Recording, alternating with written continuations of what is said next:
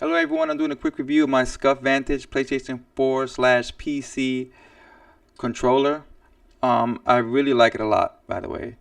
It costed me about $200, a little bit more than 200 with shipping and everything. It's a very good controller. One of the first things I noticed is like when you had the vibrator motors in them, kind of heavy, but in a good way, good heavy. So it's much heavier than, not much heavier, but it's heavier than the original PlayStation 4. Now this came with the 1.1 update already. I bought mine in June 2019 and it already came with the 1.1 update or patch already installed. So when I try to do it, it said it already has it, so it's awesome. So you guys buy one of these, it already come with the latest drivers, which fix a lot of issues which I haven't experienced. I haven't experienced no dead zone issue. I haven't experienced no Bluetooth connectivity issue or no drift issues or nothing like that. So I'm happy with the product so far. I haven't dealt with any of that yet. Now I made a video on how it feels basically. So when I grab the Vantage, the paint feels very good. It feels like a premium coating is on it. It is a plastic faceplate, but the coating just feels premium. The paint just feels nice and soft comparing to the original PlayStation 4 paint. So it's definitely an upgrade over it. Here I grabbed I have a copper PlayStation 4, original PlayStation 4 controller, and the paint feels good there, but it's not as soft. It does not feel as good as the SCUF Vantage feel. Now I move on to the back here, and it has the rubberized rear, so that's awesome because those people who like me, my hands sweat a little bit, so it feels firm on my hand. So even if it get like a little sweaty, whatever, you know what I mean, it feels like it has good grip. It really does. Now I want to move on to the buttons. The buttons are very snappy. They spring at real good, so they're very good buttons. They're a little bit smaller. I think it looks a little bit nicer. They're a little smaller, but they are very responsive. And even the R3 and the L3, they feel very responsive, snappy. They're a bit stiff though, maybe because it's new, but they feel stiffer. Little less travel than the original PlayStation 4 controller. I don't know if you guys can tell, but there is a rubberized coating or some sort of wrap around the analog sticks themselves, which I really like a lot. Your fingers really won't slip on that. It has very good grip. Here I am purposely trying to lose grip on it, and it's really hard to do. You got to purposely slip your finger off so it has good grip. Now the D-pad feels a little stiff, a little hard compared to the PlayStation 4, the original PlayStation 4 controller. I like the original one actually better in this thing, in this case, but whatever. It's softer and not so hard, whatever. But moving on to the side, to the sax button. I like the sax buttons. So I got this also for my PC. I PC game also, so having extra button features is actually very important to me.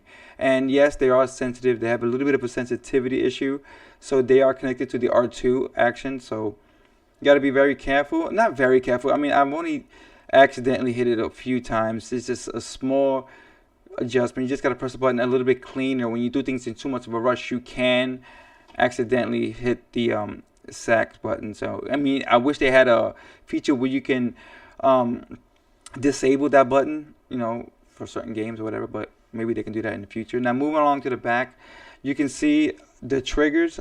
I have them rotated down so it has less travel here. See, so that's how I like it, and many people might like it that way because the less travel, the better for me, so I can respond better when I can move back to the L1 or R1 or stuff like, R2, whatever.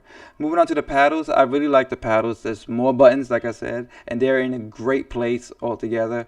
They feel good, and they your fingers kind of just lay right on it pretty good, so it's awesome. But they're a bit stiff. I wish they was not so hard to press.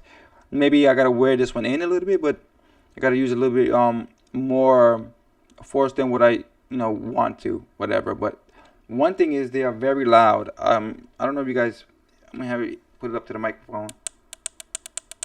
So if you're trying to game on this with somebody sleeping next to you, yeah, you will wake them up. Now moving on to the sound bar. I don't have a headphones that take that sort of jack anymore. Everything is now wireless nowadays, so I haven't tested it, but I'm sure it works. I'm sure it's an awesome feature anyway.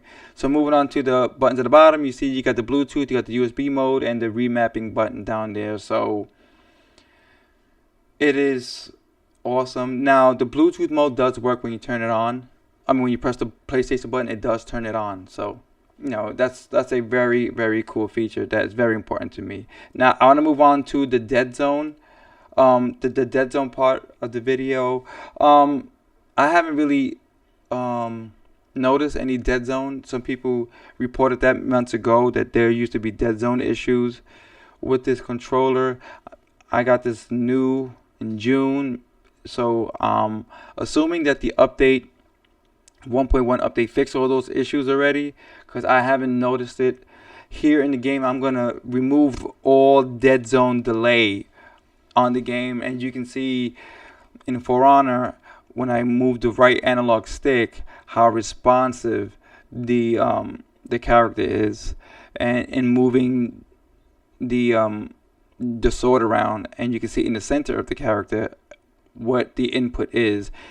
And I'm gonna move it a little quick, and I'm gonna move it more slowly and barely moving it, so you can see that with the slightest of movement, it responds very quick. I really did not notice any dead zone at all on it. So that's with the right analog and with the left analog. I didn't notice any dead zone issues. So that is very good. If any of you guys are worried about that, I'm pretty sure that's gone by now. I had it for about 4 days now. Feels comfortable, snappy. Yeah, I barely move it just to see if it has a dead zone. I mean, I'm barely moving this thing, and it's reacting right away. So there's no issue with that anymore. If there was an issue, so don't worry about that. Now here, I just want to show you guys when you hit the PlayStation button, it did turn on the PlayStation. See, so it does work. The Bluetooth PlayStation connection has no issues. It will turn the PlayStation on. It's not as responsive as the original though. The original, when you press it on, it's like a second or like a half a second. It goes on. This takes like 3 seconds, and it you wonder did it work, whatever. But so it has more of a delay than the original PlayStation 4 controller when you're hitting the PlayStation button. So this is to me, it's just a very good, awesome PlayStation 4 and PC controller. Is it worth $200? I don't know. I kind of wish I didn't have to spend $200 on it. This is my very first Pro controller though, so I like it a lot. The weight of it feels good. Now it has one thing I wanted to mention: the rumble parts of it in it. It's heavy, so it makes it heavier, but feels good heavier. Actually, it feels very good. So I thought it would vibrate more since it's a separate rumble motors, whatever, but it just doesn't vibrate all that much. So so overall, it is a very good PlayStation 4 controller.